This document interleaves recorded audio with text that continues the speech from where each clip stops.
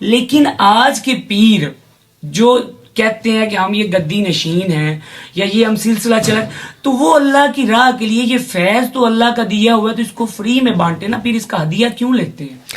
یہ جو سا ہدیہ والی بات ہے، یہ جو سی فری والی بات ہے، آج کل کے دور میں میرا آپ سے ایک سوال ہے. جی ویسے تو آپ میرا انٹرویو کرنے ہیں لیکن پھر بھی معذرت سے میرا آپ سے ایک سوال ہے.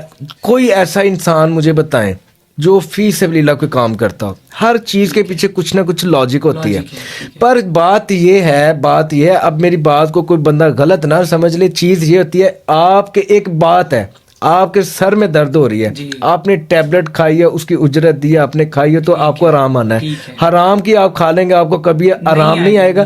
ہو سکتا ہے ٹیمپریری آ بھی جائے لیکن وہ چند گھنٹوں بعد کبھی ہو جاتا ہے سیٹسفیکشن کے لیے. تو ایسے ہی جب کسی اللہ والے کے پاس جاتے ہیں نا، تو وہ بھی اس نے اب کئی لوگ تو پروفیشنل ہیں، ہاں جی، وہ اسی کام کے لیے بیٹھے ہیں.